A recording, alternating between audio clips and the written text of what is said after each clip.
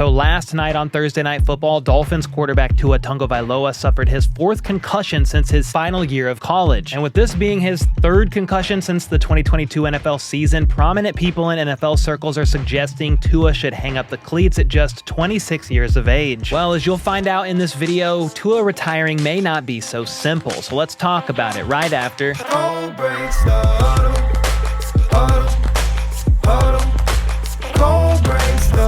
All right, first up, before we get to the news of the day, really the news of last night, which is Tua Tagovailoa suffering his 3rd confirmed concussion in the last 2 calendar years or so last night. We have some other injury news to cover first. Vikings wide receiver Jordan Addison was officially ruled out for Sunday's game against the Niners with an ankle injury that he sustained in the Week 1 win over the Giants. And speaking of the Niners, we got a major player ruled out once again. But first, T. Higgins, who missed Week 1 against the Patriots with a hamstring injury, is listed as doubtful for the Bengals Week 2 game against KC.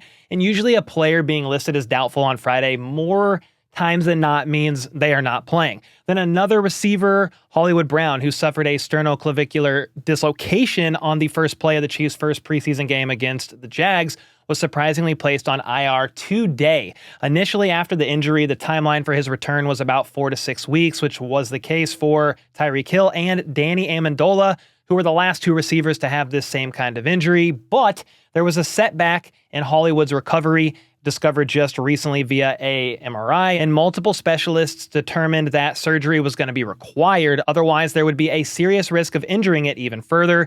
And while he wasn't placed on season-ending IR, many experts believe that it's a long shot he returns at any point this season based on the type of surgery that's required, depending on if this type of surgery is required. In best case scenario, he's facing a recovery time of 3 months, which could put him back around week 16 or 17 of the season. Then on top of all that, Christian McCaffrey was ruled out of the 49ers Week 2 matchup, and the 49ers reportedly are potentially considering placing him on IR. They haven't done it yet, but Jesse Morse said that his worst day reportedly was yesterday, so instead of getting healthier, he seems to be getting worse. And honestly, as long as the 49ers have Jordan Mason as their running back and he keeps playing well, you could consider putting CMC on IR because this calf/Achilles injury that he's dealing with, like worst case, you don't want to chance CMC tearing his Achilles. That is a season-ending injury and a very hard one to come back from. So you kind of got to take what he's dealing with pretty serious here. So there's your injury news for the day. And now let's turn to really some more injury news and what happened last night in Miami. Yes, the Dolphins and Bills squared off on Thursday Night Football, and while the Bills laid the smackdown on the Fins and continued to absolutely own Miami in that AFC East rivalry, that is not the biggest story coming out of that game. The focus today is all about the short and long-term health and safety of Tua Tagovailoa. So we'll certainly talk about that, but since a football game was played, a football game must be talked about. Heading into last night, Josh Allen had a 10-2 record against the Miami Dolphins, which is pretty absurd, and he is now 11-2. Any optimism that things would be different this time around were quickly put to bed when Tua threw a pick on the opening drive, and Josh Allen connected with James Cook for a 17-yard score. Miami did respond as Tua hit Devon Achane on a short TD pass out of the backfield, but that's when the Bills went on an absolute tear. Another Tua INT sparked a 17-0 run for the Bills, in which James Cook scored 2 more touchdowns, including a 49-yard touchdown run on the first play of the drive after the Dolphins turned it over on downs. Tua tried and failed to get the Dolphins back in the game as he threw a pretty ugly pick six to put the Bills on top 31-10.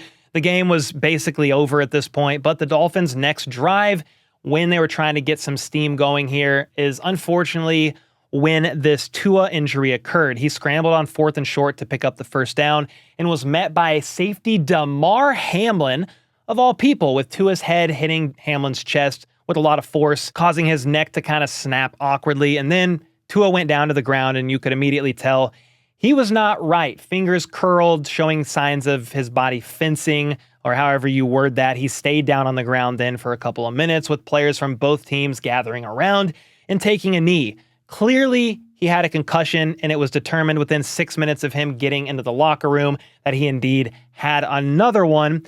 Now, before we get into the locker room, he was able to get up on his own, thankfully, was cognizant, had movement in all of his extremities. All that is good news, but he was definitely pretty rattled as he headed back to the locker room, with teammates and coaches coming up and giving him encouragement as he made his way back there. Head coach Mike McDaniel actually gave him a little kiss on the head and revealed today that in the moment he told Tua, "You're the starting quarterback of your family. Go in the locker room, take a deep breath, and I'll see you soon." Now, we all know concussions happen quite frequently in football, which is unfortunately a part of this violent sport. But with Tua sustaining yet another one like this, things are getting a bit scary for him, with some even saying he should strongly consider hanging up the cleats at just 26 years of age. Tua's concussion history actually goes a bit farther back than the NFL. He was diagnosed with a concussion during his final year at Alabama, so this is his fourth concussion from what I understand. He had some minor injuries during his first 2 seasons in the league, but then if you remember the 2022 season, he had that weird situation in week 3 against the Bills where he hit his head on the turf and was stumbling around afterwards.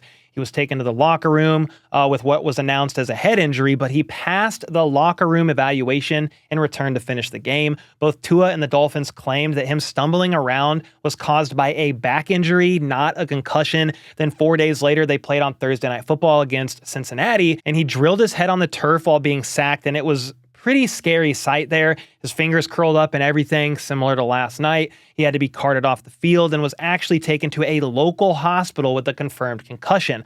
Following that game, the NFLPA launched an investigation and fired the independent neurologist who cleared Tua to re-enter the Bills game that previous week. The NFL and the NFLPA then agreed to immediately modify the league's concussion protocol, making it so if a player shows signs of ataxia during a game, he must be removed and not allowed to return. Ataxia symptoms are lack of coordination, difficulty with balance, hard to walk, among other things, but basically everything that Tua was displaying after that initial hit against Buffalo in 2022.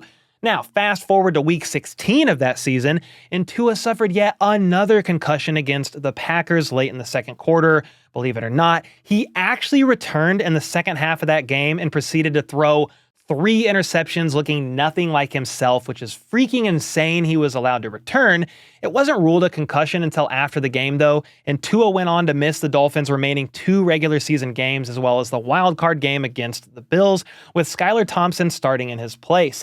And that is some eerie foreshadowing to where we are at right now, as Skylar Thompson was the one who replaced Tua last night after he left the game. And Dolphins head coach Mike McDaniel said today they are going to move ahead with QB Skylar Thompson as it stands right now and will add another QB for depth. But for how long, though? Some people, like Raiders head coach Antonio Pierce, who is known for, being a player's coach, but also a very tough, hard-nosed coach, thinks that Tua should retire from football altogether. I'll be honest, I'll just tell him to retire.